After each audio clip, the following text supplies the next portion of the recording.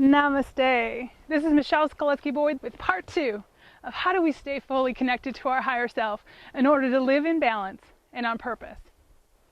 Notice I've changed position. Hopefully after part 1 you have too, because that's the biggest thing, is you have to choose to change position in your thinking. If you don't, you're not going to ever stay fully connected to your higher self, because you're going to constantly think there's a separation between you and higher power. Call it God, call it universe, call it divine, call it spiritual intelligence, call it whatever you wish. But if you see it as a separate entity between you and it, you'll never fully connect. So hopefully you've changed position.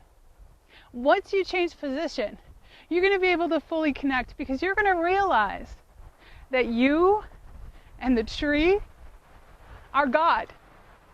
This tree is choosing to experience God with this root system right now in this place, in this time. I'm choosing to be God and to experience what life is like through the eyes of Michelle. You also can experience what it's like through the eyes of you. Now, how do we stay fully connected? Well, I'll tell you what not to do, and hopefully this will help. The first thing, and we've learned this in part 1, is not to try to be someone that you're not. Not to try and pretend that you're playing the role of someone else that perhaps you thought you were supposed to be that person. Trust me when I tell you that for years I went through life playing the role of someone that I thought I was supposed to be because it pleased my family, or it pleased my employer, or it pleased my spouse. And when I did those things, I was not being true to the role.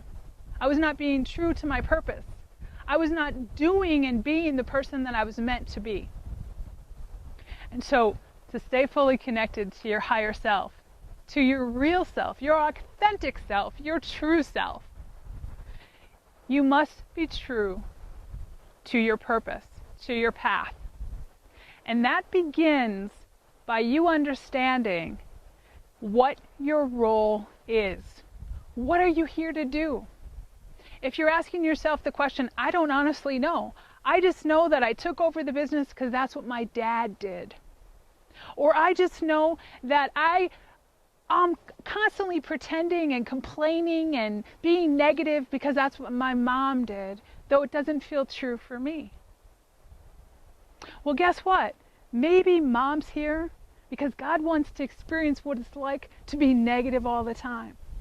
And that's her role to play. Let her play it. Maybe dad's here because God wants to experience what it's like to work really hard in the workplace and to get so stressed out that corporate comes first. Why are you here? What role are you here to play? If you don't know, you must go within and ask yourself some questions.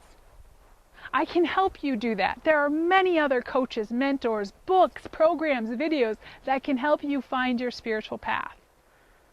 But it takes a little time to go within and to ask yourself questions and to trust yourself. And there's all these little steps that come along with it. Now let's assume that you're in a place where you do know who you are. Or perhaps you do know who you're not. Sometimes that takes a little bit easier understanding. I know who I'm not. I know what I don't like. But I'm not quite sure what it is I love.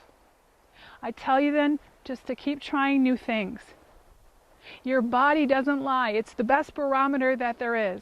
It's going to tell you, does this feel like me? You know, it sort of does. Keep going. If you get a maybe, keep going. It means more information. So to be fully connected to who you are, to fully stay connected, first of all, be yourself. You've heard it many times before. Hopefully I put a different light on it as to what that means. And the second thing is, make sure that once you find your path and your purpose, that you stay true to it once you're on it. And that's how you stay fully connected all the time.